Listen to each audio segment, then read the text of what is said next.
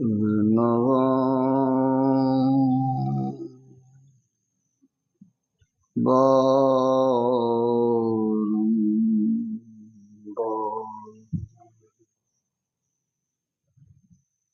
परमात्म तत्व में प्रनिष्ठित आराध्य देव के त्रैलोक पावन पाद पद्मों में सत सत नमन। मंचस्थ पूज्य संत महात्मागण, आदरणीय धर्म प्रेमी सज्जनों, आदरणीय माताओं एवं भक्तिमती बहनों,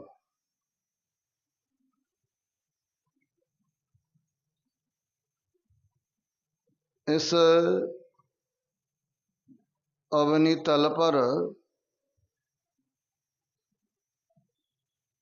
बहुत सारे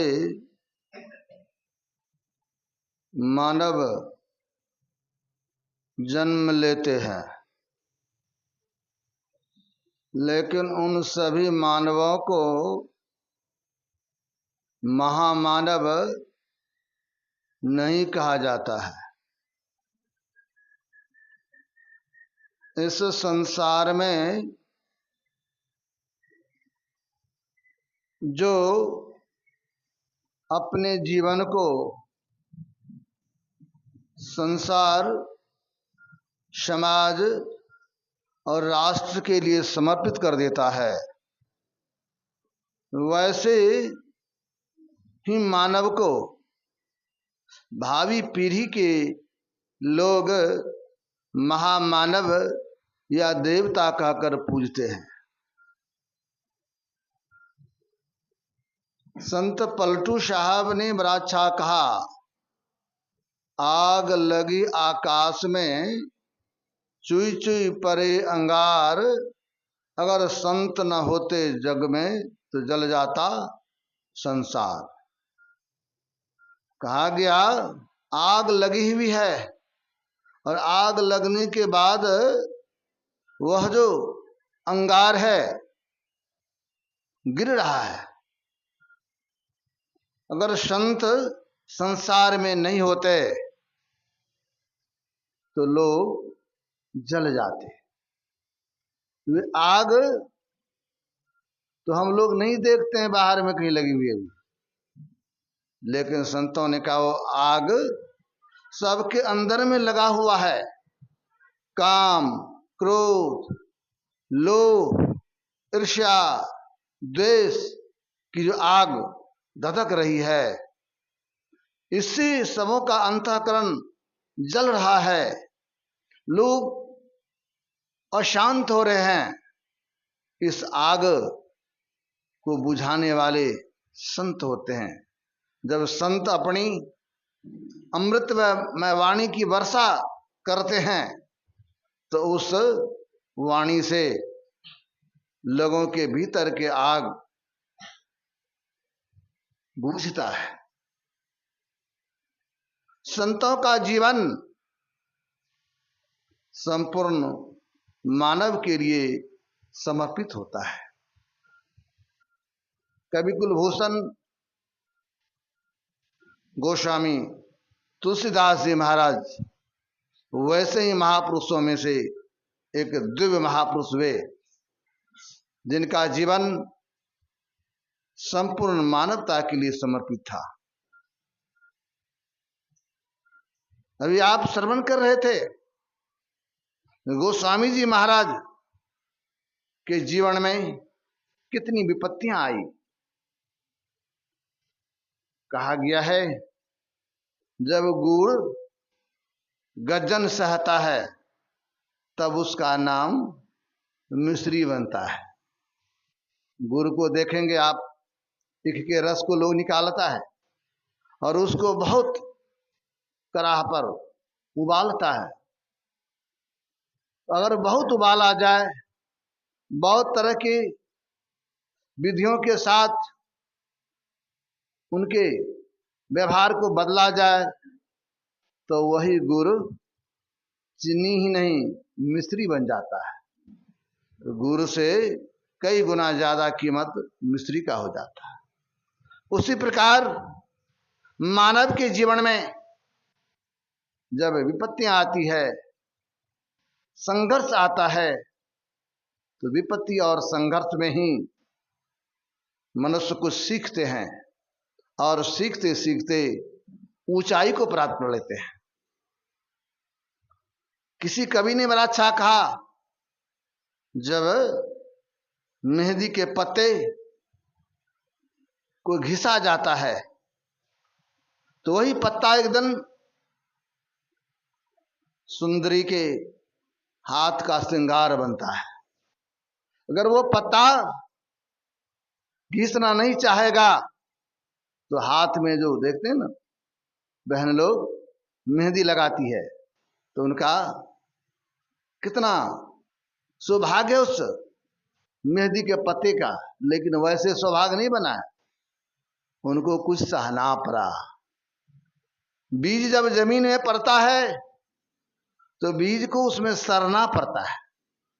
बीज जब तक सड़ेगा नहीं तो उससे अंकुर निकलेगा नहीं, और जब अंकुर नहीं होगा तो उससे विशाल वृक्ष नहीं बनेगा जिससे समाज को छाया और फल मिलता है।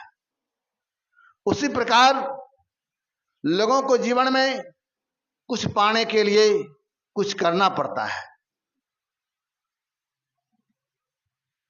गोस्वामी तुलसीदास जी महाराज का जीवन उसी तरह का था। गोस्वामी जी महाराज के पिता आत्माराम दुबे और मां हुलसी,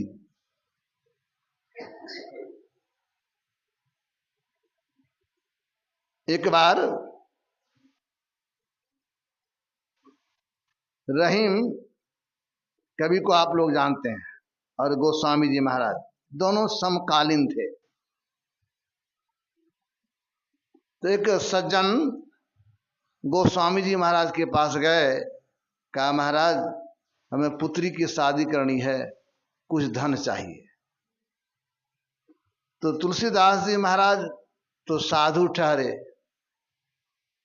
कुटिया में रहते थे, कुछ धन नहीं था उनके पास, संग्रह नहीं करके रखे थे।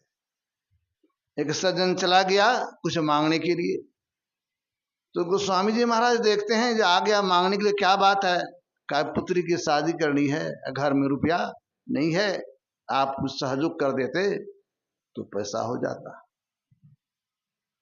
तो इनके मित्र होते थे भक्तवर रहीम कवि, वे अकबर के दरबार में रहते थे, उनके पास धन था, जानते थे, और ये भी जानते थे रहीम कवि बड़े उदार हैं, उदार प्रकृति के हैं। तो इन्होंने उनको चिट्ठी लिख करके भेजा, तो इनको आप कुछ सहयोग कर दीजिए। अब जब चिट्ठी लेकर गए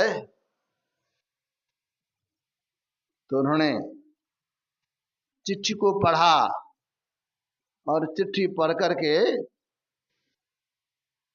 दान इनको दे दिया। लेकिन जब दान करने लगे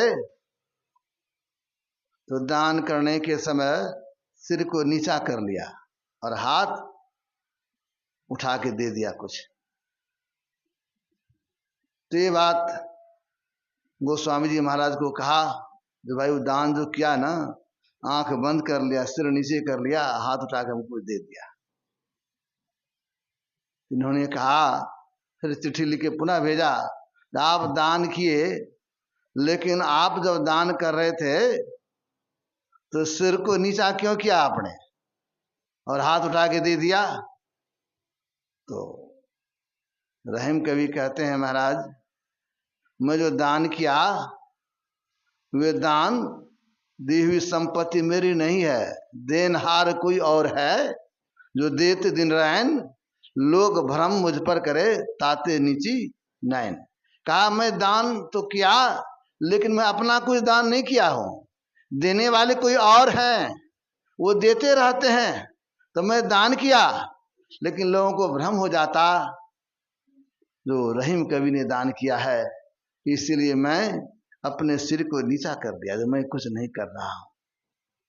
अब इस जवाब तो दिया, साथ ही साथ एक पंक्ति और लिख के दे दिए गोस्वामी जी के बारे में। सुरतीय नरतीय नागतीय सब चाहत है ये। क्या चाहते हैं? तो तुलसी संसुत गोद लिए तुलसी फिरत। मतलब देवता की स्त्री,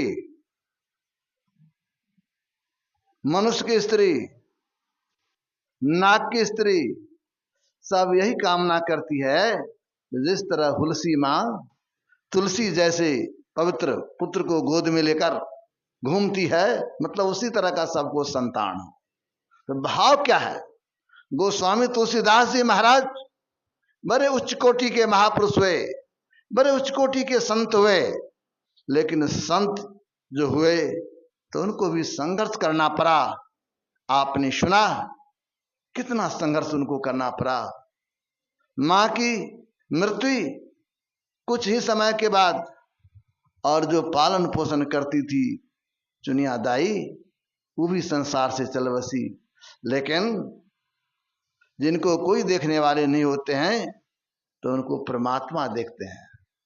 राखन हारे साइया मार सके न कोई, बालन बाका कर सके जो जगवाड़ी हो। संसार के लोग वैरी हो गया, अभी सुन रहे थे ना, कितना कष्ट दिया, लेकिन भगवान इनके रक्षक थे, तो स्वयं मां पार्वती आके उनका पालन करती है। अब वही भगवान शिव इनको गुरु के पास भी भेजे, ये भी आपने सुना। इनके जीवन में कितना संघर्ष, कितना दुख, और जब पढ़ लिख करके आए, विद्वान बन गए, तो गृहस्थाश्रम में भी प्रवेश किया, और इनकी शादी भी हुई। इनकी शादी रत्नावली से, देखने में बड़ी सुंदरी शादी होके आया। अब इतना संस्कार, लेकिन संसार का, माया का झोंका कब किधर लोगों के जीवन में परिवर्तन हो जाता है कोई नहीं जानता। गोस्वामी जी महाराज को अपनी स्त्री से बहुत लगाव, बहुत प्रेम, और वे कहीं जाती थी उनकी स्त्री तो ये अकेले नहीं, साथ में जाते थे। संजोग से कुछ दिनों तक अपने मायके को नहीं गई, नैहर नहीं गई, तो इनके भाई आ गए, ऐसे चले गए थे बाजार घूमने के लिए। और बहन को इच्छा हुई, जब बहुत दिन से नैहर नहीं गए हैं, आई रहेंगे तो जाने नहीं देंगे पतिदेव, भले बाजार गए चुपचाप चले जाते हैं। तो भाई के साथ अपने मैके को चली गई। अब पड़ोस के लोग को कह दिया, जो कह दीजिएगा मैके गई है। अब गोस्वामी जी महाराज आए, बाजार से घूमकर घर में देखा पत्नी नहीं है, तो पत्नी के लिए व्याकुल हो गए, भाव विह्वल हो गए, जो हमारी पत्नी कहाँ है। बहुत ढूंढा, लेकिन मन नहीं माना। लोगों से पूछा, लोगों ने कहा आपकी पत्नी अपने नैहर चली गई है। अब इनको बड़ा दुख हुआ, जब बिना मुझे पूछे नैहर चली गई, अच्छी बात तो नहीं है। अब ये भी उनको ढूंढने के लिए चले गए। अब जब जाते हैं तो लोग कहते इसी तरह का वर्षा का समय होगा, अंधकार का समय था, घोर अंधकार, और उसमें जा रहे हैं बारिश के समय, 12 बजे रात्रि में। नदी में उफान आ गया वर्षा के कारण, निकलना है, लेकिन मन नहीं मान रहा है। उस नदी में देखा एक लकड़ी का कुंदा बहते हुए जा रहा था, उसको पकड़ा और पकड़ के उस किनारे लग गए। और जब वहां जाते हैं तो रात्रि है, 12-1 बजे, सब कमरे बंद हैं। पत्नी ऊपर के कमरे में थी, ऊपर जाएंगे कैसे, सीढ़ी सब का दरवाजा बंद था। तो रात्रि में जब बिजली की छटक देखा, तो देखा उसमें रस्सी लटका हुआ। अब उस रस्सी के सहारे ऊपर गए, लेकिन वो रस्सी था नहीं, वो था सर्प। लेकिन खिंचाव जो हुआ ना, सर्प भी मर गया, बेचारा गिर गया। धड़ाम से आवाज हुआ तो पत्नी दरवाजे खोलती है, देखती है कि आप इतनी रात्रि में कैसे आप आ गए। कहा देखो तुम आई, हमको कह के नहीं आई, इसीलिए तुम्हारे बिना मैं नहीं रह पाया, इसलिए मैं तुमको ढूंढते ढूंढते यहां गया। और गोस्वामी जी महाराज को वह डांटती है, और डांटती हुए कहती है जितना प्रेम इस हार मांस के शरीर से आपको है, इतना प्रेम अगर हरि से हो जाता तो आपका बेड़ा पार हो जाता। तो डांट दिया। अब डांटने भर की देर एक संत हुए बंगाल में, रामकृष्ण परमहंस जी महाराज, उनकी वाणी में आया है, जब दिया सलाई सूखी भी रहती है ना, उस पर एक बार अगर तिल्ली मारिएगा तो भक्त से जल जाता है। अगर दिया सलाई सीम हो, उस पर अगर आप उस तिल्ली को मारिएगा, या तो तिल्ली टूट जाएगा या मसाला झड़ जाएगा, जलेगा नहीं। लेकिन सूखी दिया सलाई भक्त से जल जाती। उसी प्रकार जिनका पूर्व जन्म का संस्कार प्रबल रहता है, तो थोड़ी सी भी बात उनके जीवन में बदलाव ला देता है। लोग कहते हैं गोस्वामी तुलसीदास जी महाराज को संत बनाने वाले कौन? तो उनकी पत्नी। उनकी पत्नी, अगर पत्नी डांट नहीं देती तो यह इस जीवन के ऊंचे पड़ाव पर नहीं पहुंच पाते। तो मैं तो कहता हूं आज के समाज में पत्नी डांटती ही नहीं, कभी कभी आजकल मार भी बैठती है, लेकिन मार देने के बाद भाग के साधु हो जाता है। कहाँ देखते हैं, कहाँ भागते हैं लोग? नहीं भागते हैं, फिर घूम फिर के आ जाते वहीं पर, फिर घूम फिर के आ जाएंगे। एक सज्जन बराबर पत्नी से लगाव था, लेकिन पत्नी को कभी धमकी देते रहता था। कुछ होता था तो कहता था हम साधु बन जाएंगे। जब पत्नी जब झगड़ती थी, डांटती थी, तो कह देता था हम साधु बन जाएंगे। तो पत्नी बेचारी डर जाती थी कि साधु बन जाएगा तो फिर हमारे घर में परवरिश कौन करेगा। तो बेचारी सहम जाती थी। तो बराबर कुछ हो तो इसी तरह का धमकी दे दे। एक दिन उनकी पत्नी गए उनके गुरु जो महात्मा जी थे उनके पास, कहा बाबा कुछ होता है तो बराबर कहते साधु बन जाएंगे, साधु बन जाएंगे, कैसे होगा, घर गृहस्थी कैसे चलेगी?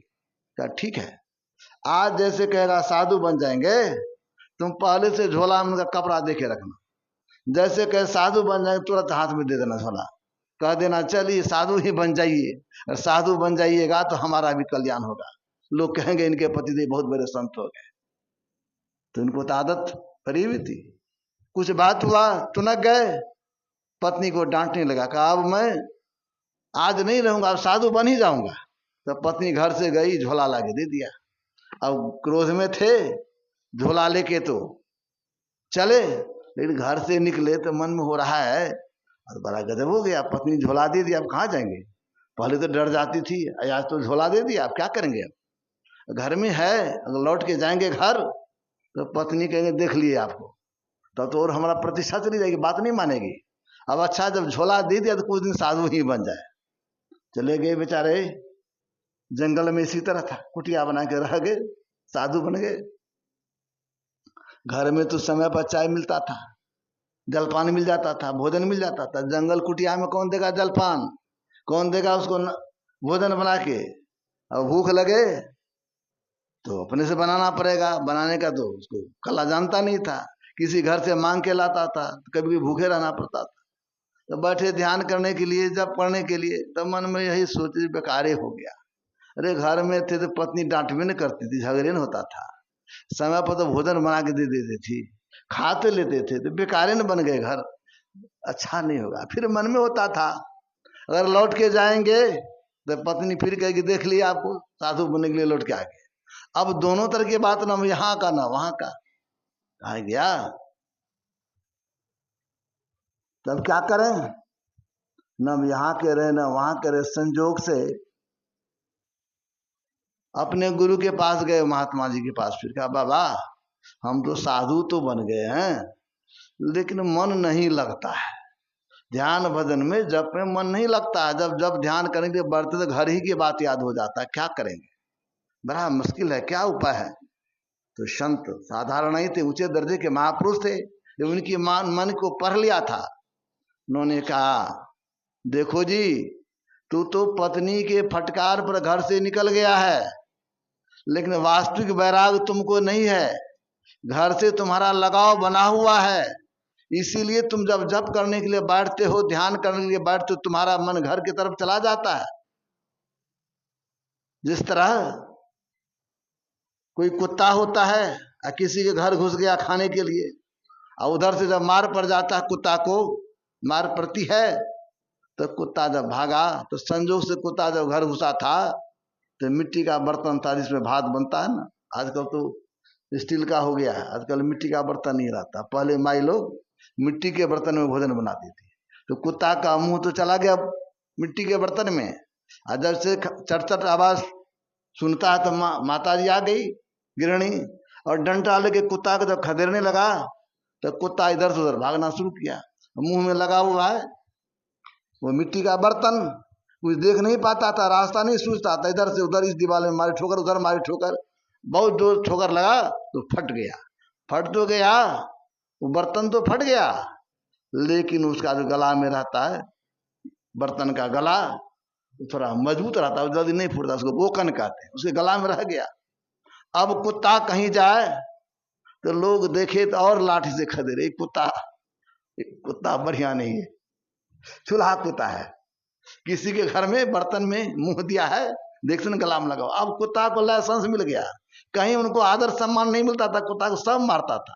तो संत ने कहा तुमको पत्नी ने डांट दिया, पत्नी के डांट से बर्तनमा तो फूटा, लेकिन वह बोकनवा तुम्हारे गला में लगा हुआ है, जब तक बोकन नहीं फूटेगा ना तब तुमको भजन ध्यान में मन नहीं लगेगा। मेरे कहने का भाव, लोग डांटते हैं तो डांटने से सब कोई साधु कहां बन जाते हैं, लेकिन गोस्वामी जी महाराज का संस्कार बड़ा उत्तम था, इसीलिए थोड़ी सी बात इनके जीवन को बदल दिया और घर से निकल गए।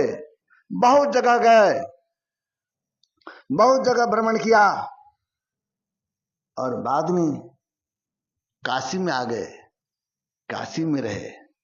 और गोस्वामी जी महाराज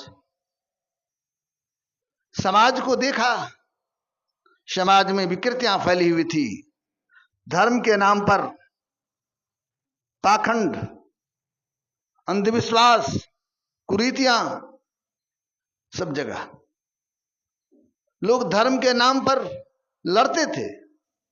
वैदिक सनातन धर्मावलंबी भी आपस में लड़ जाते थे धर्म के नाम पर।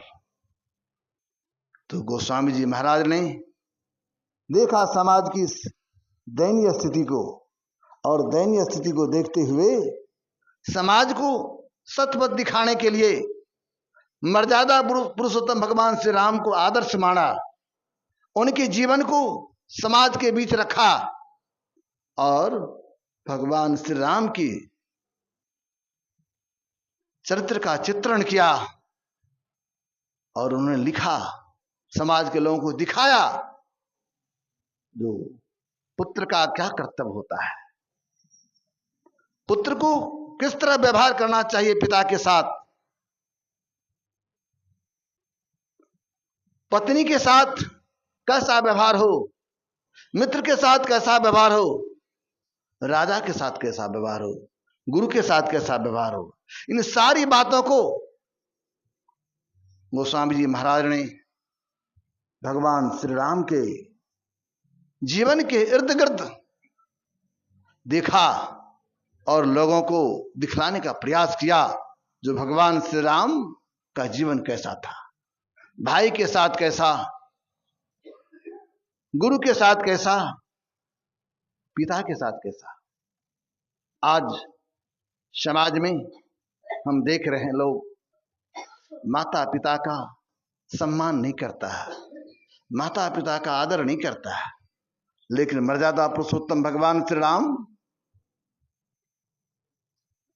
को उनके पिता राजा दशरथ ने बोल के नहीं कहा जो तुमको 14 वर्ष जंगल जाना है। पिताजी मौन थे, लेकिन मां कैकेयी से इनको पता लगा। मां कैकेयी बोल देती है जो पिता चाहते हैं आप 14 वर्ष के लिए जंगल, और राज किनको मिले तो भरत को मिले। सिर्फ जान गए, लेकिन भगवान श्री राम के मन में तन की भी कष्ट नहीं हुआ। बहुत ही आनंद पूर्वक उस राज्य को त्याग दिया, राजसी सुख को त्याग दिया, और मुनि वेश धारण करके जंगल निकल गए। देखिए कैसा आदर्श है, ये पिता के आदेश का पालन किस तरह किया। क्या जंगल में उनको सुख मिलता होगा? यहाँ जंगल है ना, चलिए घूमने के लिए जंगल में। इस महर्षि में आश्रम चतरा है ना, इस आश्रम के अगल बगल में बहुत जंगल है, चलिए जंगल में घूमने के लिए। जंगल में कोई रहना नहीं चाहेगा। किसी को कह दीजिए जंगल में चलिए, ये तो आश्रम है ना, कितना बढ़िया मकान बना हुआ, 3 मंजिला मकान है, पंखा लगा हुआ। इसके बाद सत्संग में लोग आना नहीं चाहता, क्यों? घर छोड़ना पड़ेगा, घर से निकल के बाहर नहीं आना चाहता। तो जंगल में जो राजमहल में रहने वाला था, वो जंगल गए तो उनको सुख मिलता होगा कि दुख मिलता होगा? मैंने देखा जब लॉकडाउन के समय में दोबारा रामायण दूरदर्शन पर प्रसारित हो रहा था, एक छात्र ने हमको मोबाइल पर दिखलाया, जो बाबा देखिए रामायण में कैसे हो रहा। तो मैंने देखा भगवान राम चल रहे हैं, पाँव में फफोला है, पाँव में फफोला है। सीता माँ चल रही है, कांटा चुभ गया है, अब उसको निकालना है, रक्त स्राव हो रहा है, कितना कष्ट। वर्षा होती है, कितना कष्ट। धूप है, कितना कष्ट। भोजन कहाँ मिलेगा? राजमहल में जब थे प्रभु तो भोजन मिलता होगा समय पर, और जंगल में कहाँ भोजन मिलता है उनको? कहीं खेती करते थे? कहीं खेती बाड़ी की बात तो थी नहीं वहां पर। भगवान श्री राम जंगल में कंद मूल खाते थे, कंद मूल ही उनका आहार था, और झरना नदी के जल को पीते थे। इस जंगल में कितना कष्ट होता होगा। कुटिया बना के रह रहे हैं, जो महल में रहने वाले हैं वे कुटिया में रह रहे हैं। ये आदर्श समाज की रीतियां, उन्होंने कष्ट को सहा, और आज उस समाज के लिए प्रकाश स्तंभ बन गए। भगवान श्री राम का जीवन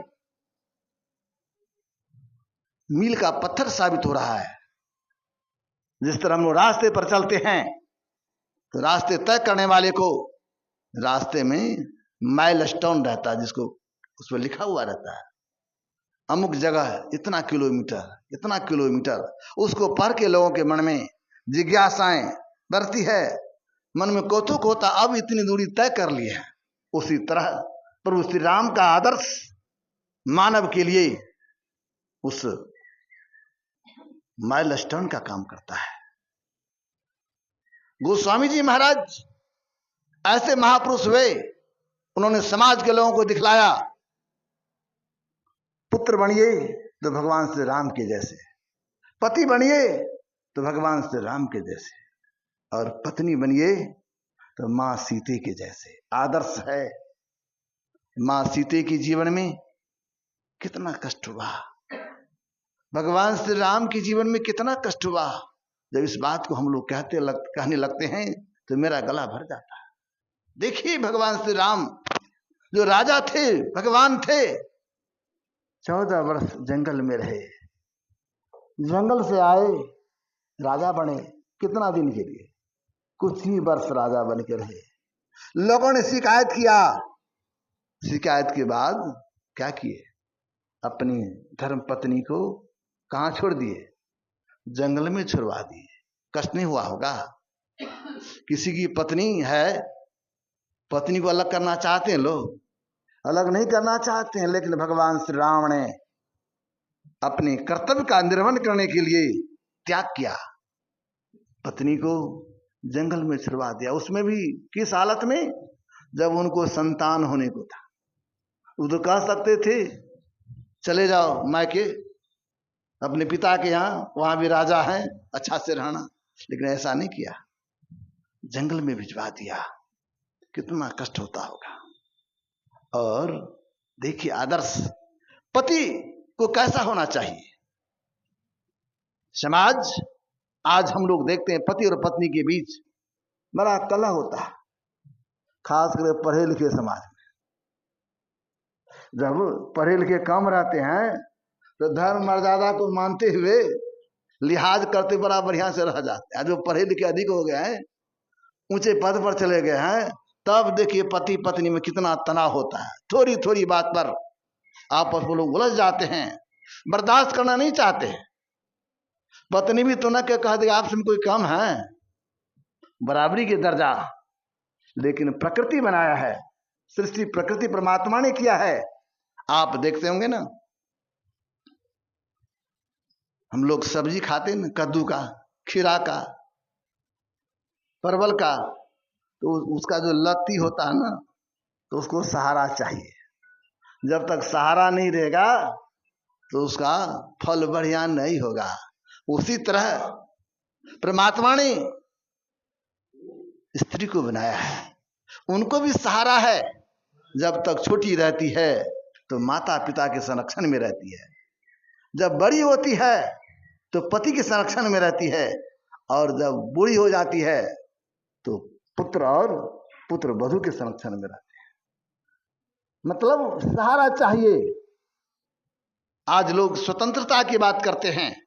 हाँ, स्वतंत्रता चाहिए, स्वाभिमान चाहिए, स्त्री को भी स्वतंत्रता चाहिए, लेकिन किस मतलब से स्वतंत्रता, किस भाव में स्वतंत्रता?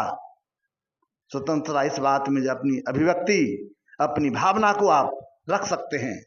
बराबरी इस बात में आप पढ़ाई लिखाई कीजिए, शिक्षा में बढ़िए, सब कुछ में बढ़िए, लेकिन जहां तक प्रकृति की बात है, पति पत्नी की बात है, तो वहां पर आपको ऊंचा नीचा तो करना ही पड़ेगा। जब विवाह होता है तो पति परमेश्वर हो जाते हैं, स्त्री देवी बन जाती है। एक देवता एक देवी, तो दोनों को साथ तालमेल से तो रहना पड़ेगा ना। लेकिन आज हमारी संस्कृति पाश्चात्य सभ्यता की आंधी में इस तरह हिल रही है, जो लोगों के बीच दाम्पत्य जीवन दुखमय बनते जा रहा है, नरके बनते जा रहा है। ऐसे समाज को संदेश देने के लिए गोस्वामी जी महाराज ने भगवान श्री राम और मां सीता के आदर्श को रखा। देखिए गोस्वामी जी महाराज लोगों को दिखलाया, भगवान श्री राम जंगल गए हैं, जंगल से घर आए हैं, फिर लोको अपवाद से बचने के लिए मां सीता को जंगल भेज देते हैं। तो क्या मां सीता गए जंगल तो भगवान श्री राम बैठ कर हलवा पूरी खा रहे थे घर में? राजभोग खाते थे? नहीं खाते थे। भगवान श्री राम भी थे महल में, लेकिन भोजन महल वाला नहीं था। थे महल में, पलंग है, लेकिन भगवान श्री राम पलंग पर नहीं सोते थे, नीचे चादर बिछा के सोते थे, जमीन पर। क्यों? लोगों ने पूछा तो भगवान श्री राम कभी कभी बिलख बिलख के कहते थे, हमारे सीते कहाँ रहती है, कहाँ रहती होगी, कितना कष्ट होता होगा, जमीन पर सोती होगी, और मैं कैसे पलंग पर सोऊंगा? ये पति का दायित्व है, ये पति का भी कर्तव्य है, और ये पति का कर्तव्य है। और सीता माँ है जंगल में, लेकिन इनका लगाव भगवान श्री राम के चरणों से है, अपने पति से है, कभी नहीं भूलती है। तन भले दूर है, लेकिन मन से दूर नहीं है। ये आदर्श है, हमारे समाज के लिए आदर्श है। और भगवान श्री राम और मां सीता के जीवन में देखिए, पुत्र हुआ तो कहाँ हुआ पुत्र? जंगल में ही ना। देखने वाले कौन थे? सास ससुर कौन थे देखने वाले? मां की पिता कोई नहीं देखा। गुरु के आश्रम में, वाल्मीकि जी के आश्रम में जन्म लिया, वहीं पर वाल्मीकि जी महाराज बच्ची को शिक्षा भी दिया, सब कुछ दिया, बड़ा हुआ। और देखिए भगवान के जीवन में कैसा, भगवान के पुत्र को मां मिली तो पिता नहीं, और पिता मिला तो मां नहीं। जब तक लव कुश छोटे थे तो भगवान श्री राम को नहीं जानते थे, ये नहीं जानते थे मेरे पिता हैं, उनसे युद्ध भी किया। और जब मां सीता ने परिचय करवाया, ये आपके पिता हैं, तब पिता मिलेंगे तो खुशी है ना, मन में खुशी है जब पिताजी से भेंट होगा। लेकिन जैसे पिता से मिलने की बारी आई तो मां बिछुड़ गई, कितना कष्ट हुआ। ये आदर्श गोस्वामी जी महाराज ने भगवान श्री राम को समाज के बीच रखकर लोगों का सुंदर आदर्श दिया कि किस तरह समाज में रहना चाहिए, राजा को किस तरह रहना चाहिए, इसको भी दिखाया। तो कहने का भाव, और धर्म के नाम पर जो पाखंड था, धर्म के नाम पर जो झगड़ा था, उसको भी मिटाने का प्रयास गोस्वामी जी महाराज ने किया। उन्होंने समाज के लोगों को शिक्षा दी कि बाहर में मत भटको, बाहर में भटकने से कल्याण नहीं होगा। समाज के लोगों को शिक्षा दिया। समाज में जाति पाति की जो प्रथा थी, जिससे हमारा वैदिक सनातन धर्म घायल हो रहा था, समाज नीचे गिर रहा था, उस समय भगवान श्री राम को आदर्श मान के समाज के लोगों को दिखलाया जो भगवान श्री राम किसी ऋषि मुनि के यहां नहीं गए हैं, सबरी मां के यहां गए। सबर कुल में जो जिनका जन्म हुआ था वैसे स्त्री के यहां जाते हैं, उनके हाथ से फल को खाते हैं, जूठे बैर सबरी के खाए। देखिए कितना आदर दिया उनको, कितना सम्मान दिया। उस सबरी मां को भगवान श्री राम ने कहा, आप में सब गुण है, आप सभी गुण से संपन्न हैं। उनको भामनी कह के पुकारा और उन्हें कहा, ये फल जो मैं खा रहा हूं, जैसा मां कौशल्या खिलाती थी स्वाद मिलता था, उससे ज्यादा स्वाद आपके हाथ से खिलाए हुए फल में हमको मिल रहा। मतलब भगवान श्री राम ने समाज के लोगों को आदर्श एक शिक्षा दी है। जो लोग जो जाति पाति के नाम पर समाज को बांट रहा था, हमारे वैदिक सनातन धर्म जाति पाति के नाम पर पतन की ओर जा रहा था, लोग दूसरे धर्म में चला जाता था, तो उसको रोकने का प्रयास किया। आदर्श बनाया भगवान श्री राम को, जिन्होंने समाज के लोगों को संदेश दिया, जाति पाति की जो बात करते हो, जाति पाति से कोई छोटे नहीं होते हैं, कर्म से छोटे होते हैं, कर्म से बड़े होते हैं। इसीलिए भगवान श्री राम एक आदर्श दिया समाज को। वो आदर्श समाज में लाने वाले कौन? तो गोस्वामी तुलसीदास जी महाराज, उन्होंने समाज के लोगों को शिक्षा दी। हमें चाहिए संसार में हम हैं तो किस तरह रहे। गोस्वामी तुलसीदास जी महाराज ने समाज के लोगों को जोड़ने का काम किया। समाज के लोग जो बिखर रहे थे, वैदिक सनातन धर्म जो पतन की ओर जा रहा था, उस समय के काल को संक्रमण काल कहा गया है। मुगल शासक हमारे धर्म को विनष्ट करने में, हमारे धर्म स्थल को बर्बाद करने में लगे हुए थे, लेकिन उस परिस्थिति में इन्होंने सबों को जोड़ने का काम किया, सबों को एक साथ लाने का काम किया, मानवता का संदेश दिया। गोस्वामी जी महाराज ऐसे संत हुए जो समाज को नई दिशा देने का काम किया है। उन्होंने कहा, आप अपना कल्याण चाहते हो तो बाह्य आडंबर में नहीं फंसो, अपने अंदर चलो, अपने चरित्र को शुद्ध करो, अपने जीवन को शुद्ध करो। लेकिन ये जीवन शुद्ध कैसे होगा, हम चरित्रवान कैसे बनेंगे? इसके लिए संतों के ज्ञान की आवश्यकता है, इसके लिए संतों के शरण में जाने की आवश्यकता है। आदर्श क्या बनाया, अभी पाठ में सुन रहे थे। मर्यादा पुरुषोत्तम भगवान श्री राम जब राजा बनते हैं, तो एक दिन भ्रमण करने के लिए जाते हैं, तो वहां पर चारों ऋषि कुमार सनक, सनत, सनंदन, सनातन, ये चारों ऋषि कुमार के मन में हुआ जब प्रभु श्री राम एकांत में हैं, जाके जरा दर्शन करें। तो आगे दर्शन करने के लिए लेकिन भगवान श्री राम ऐसे आदर्श महापुरुष, जैसे देखा ऋषि कुमार सब आए हैं तो प्रणाम किया, प्रणाम ही नहीं किया, अपनी पीताम्बरी बिछा देते जमीन पर और हाथ जोड़ते हुए कहते, बड़े भाग पाइए सत्संगा, बिना प्रयास कोई भवभंगा। कहते महाराज मेरा बड़ा सौभाग्य है जो आप जैसे संत का दर्शन हो रहा है।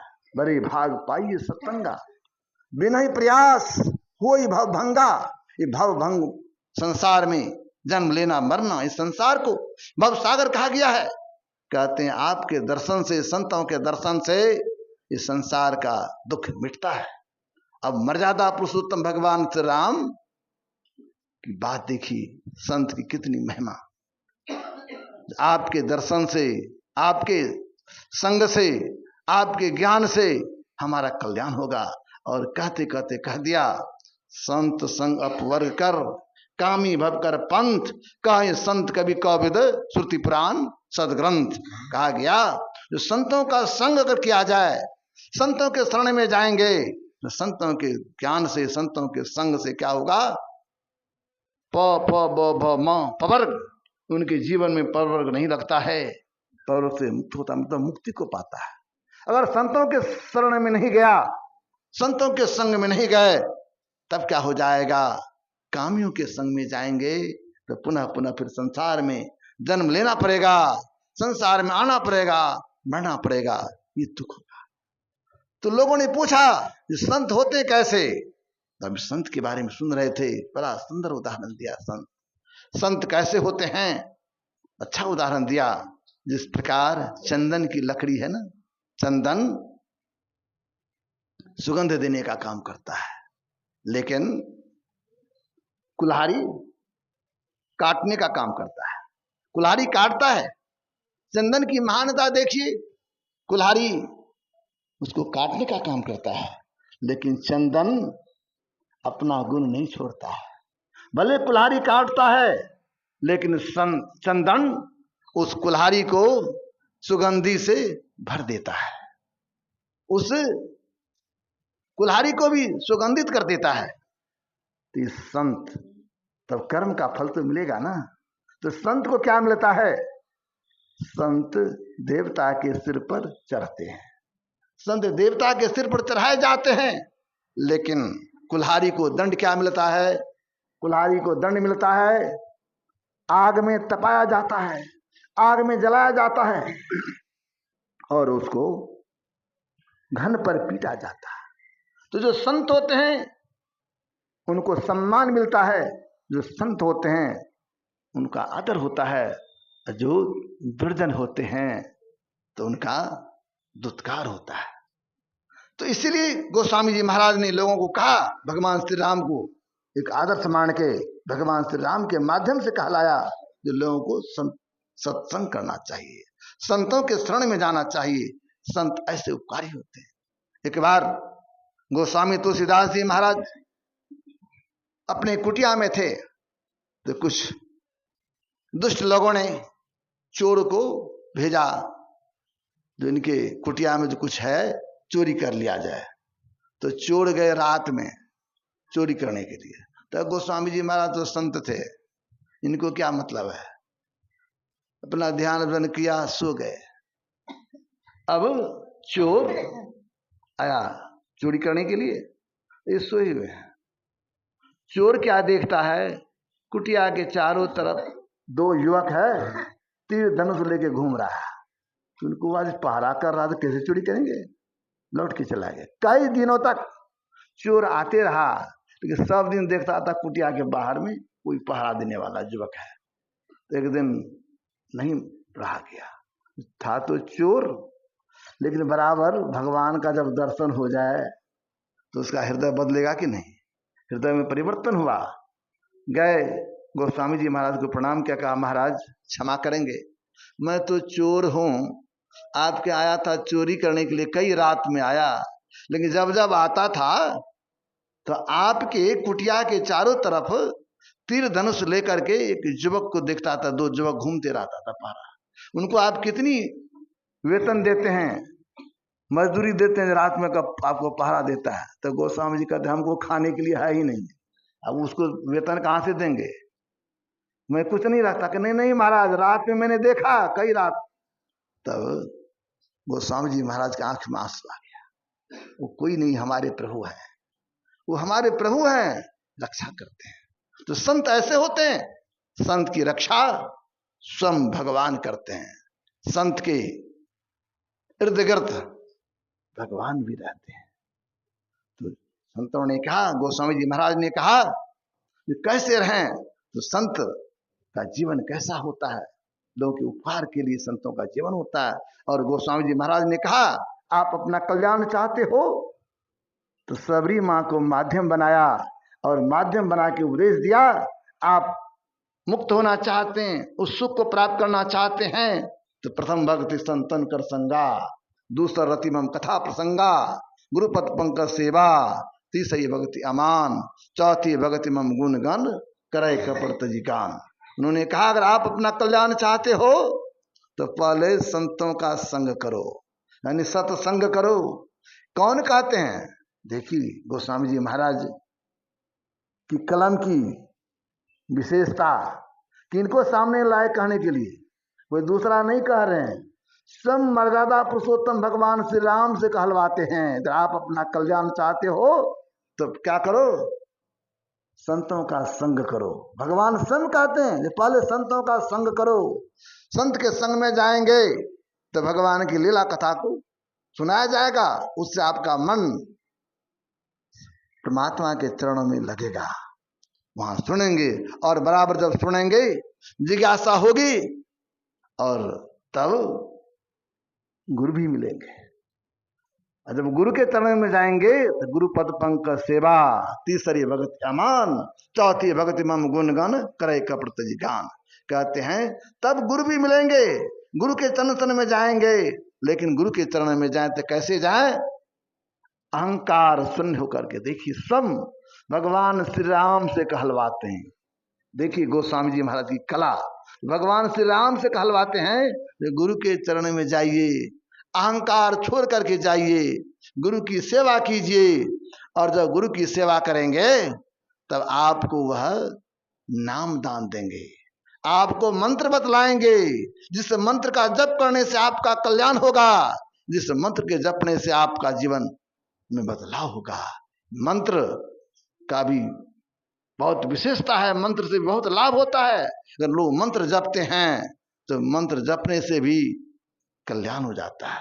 तो कहते मंत्र जाप मम दृढ़ विश्वासा, पंचम भजन सो वेद प्रकाशा, छठदम शील विरति बहु कर्मा, नित्य निरंतर सज्जन धर्मा, सातम समोही मैं जग देखा, मोते अधिक संत करी लेखा। कहते हैं मंत्र जपिए, ध्यान कीजिए, और ध्यान जब करेंगे तो किनका ध्यान करें, तो गोस्वामी जी महाराज कहते बिन गुरु होए की ज्ञान। जब तक गुरु के चरण में जाएंगे तो ज्ञान नहीं होगा, तो ध्यान करें तो उनके चरण में जाएं, और गुरु जैसा बतावे तद अनुरूप ध्यान करें, जैसा मंत्र बतलावे वैसा मंत्र का जप करें, तब तो आपका कल्याण होगा। और फिर और अंतर में चलने के लिए छठ दम शील व्रति भव कर्मा। छठी भक्ति में क्या कहते हैं, अपने इंद्रियों का दमन। इंद्रियों का दमन कैसे होगा, इसके लिए दृष्टि योग की साधन करने की जरूरत है, जिसको बिंदु ध्यान कहते हैं। इसको करेंगे तो हमारी वृत्ति सिमटेगी, दृष्टि स्थिर होगी, और पिंड से ब्रह्मांड में बरतेंगे। और जैसे वहां शब्द सुनेंगे और शब्द के सहारे अपने अंतर में जब चलेंगे तब समता आ जाएगी। जो नादानुसंधान की क्रिया करते हैं ना, उसमें समता आ जाती है। सातम समोई मैं जग देखा, मोते अधिक संत करी लेखा। कहते उसमें समता आ जाएगी, और उस सब में उस सब प्रभु को देखेंगे। उस शब्द को कैसे पकड़ेंगे, उस शब्द के सहारे। हमारे गुरुदेव कहते सत शब्द धर कर चल मिलन, आवरण सारे पार में। उस सत शब्द की पकड़ हो जाएगी, उसके सारे सारे आवरणों को पार कर देंगे, और तब उस भगवान श्री राम को ठीक ठीक जान पाएंगे। स्वयं भगवान श्री राम खड़े हैं मां सबरी के सामने, लेकिन वो भगवान श्री राम कहते हैं जो अगर आप हमको जानना चाहते हो, हमारी भक्ति करना चाहती हो, तो इस तरह भक्ति करने की जरूरत है। ये गोस्वामी जी महाराज की विशेषता है। उन्होंने आदर्श महापुरुष के रूप में भगवान श्री राम को रखा और उसके माध्यम से समाज में शांति का संदेश देने का काम किया। हम सुख चाहते हैं, शांति चाहते हैं, तो भगवान श्री राम के आदर्श को अपने जीवन में उतारें, तब हमारा कल्याण होगा। परिवार में आज कलह होता है, परिवार में जो अशांति है, इसको मिटाना चाहते हैं तो भगवान श्री राम को आदर्श मान के चलिए। आज भारत ही नहीं, विश्व में अशांति फैली हुई है।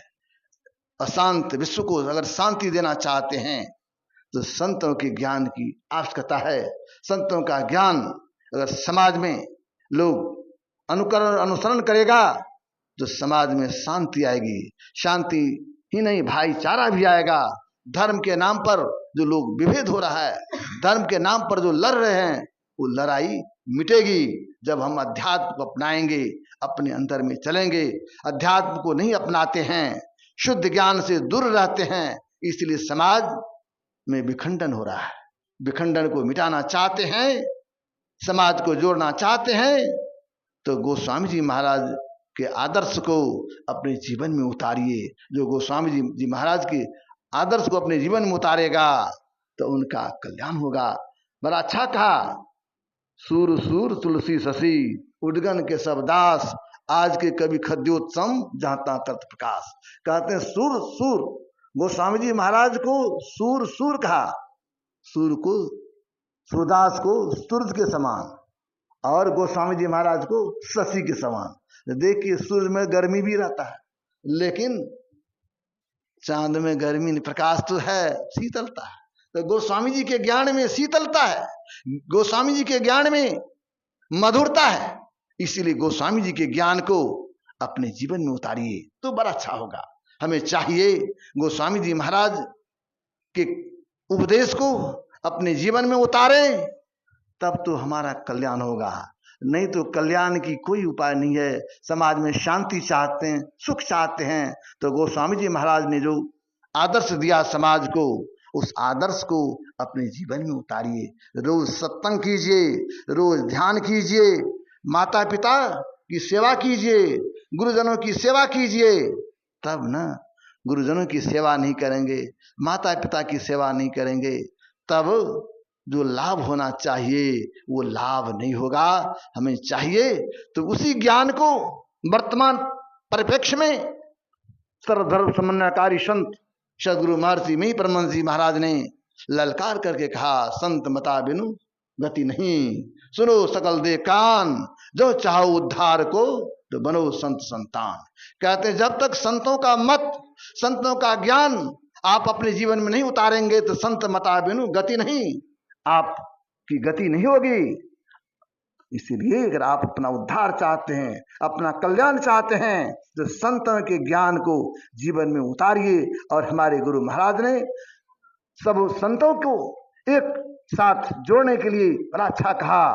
गुरुदेव की वाणी में आया है, जितने भी संत हैं सभी संतों का एक ही मत है, सभी संतों का एक ही मत है। अंतर क्या है?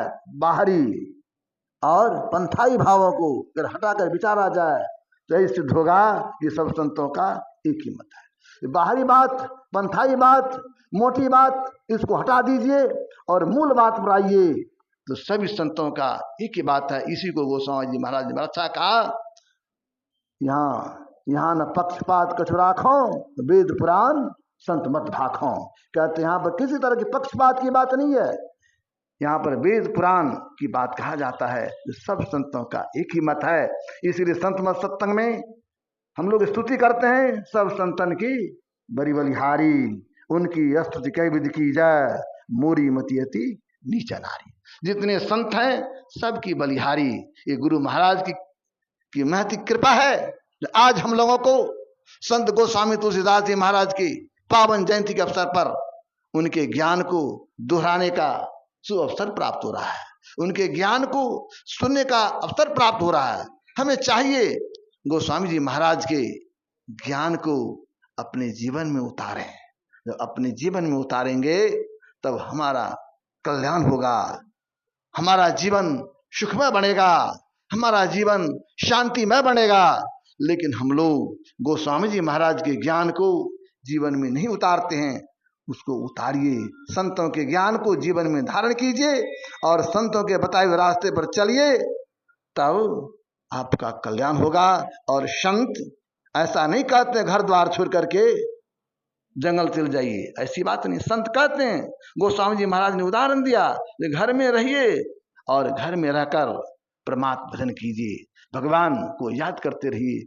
आप चाहते हैं समाज में सुख और शांति आवे, तो घर में रामायण रखिए, घर में गीता रखिए, संत वाणी पढ़िए, धर्म ग्रंथ को पढ़िए, तब तो आपका कल्याण होगा। आज लोग धर्म ग्रंथ से दूर होते जा रहा है, धर्म ग्रंथ को नहीं पढ़ता है, संतों के ज्ञान से दूर होते जा रहा है। इसीलिए हमें चाहिए संतों के ज्ञान को आचरण में उतारें, संतों के ज्ञान को जीवन में उतारें, और संतों के ज्ञान को उतारेंगे तब हमारा कल्याण होगा। इसीलिए आज हम गोस्वामी तुलसीदास जी महाराज की पावन जयंती के अवसर पर गोस्वामी जी महाराज के चरणों में सत सत नमन अर्पित करते हैं। और यहाँ पर जो सत्संग का कार्यक्रम रखा गया है, ये बड़ा उत्तम काम हमारे श्रद्धेय परम आत्मीय डॉक्टर स्वामी रविंद्र बाबा जो इस क्षेत्र में संत मत सत्संग का प्रचार प्रसार करते हैं, और इनकी मेहनत से कठिन लगन और तपस्या का फल है जो यहाँ पर हम लोग देख रहे हैं।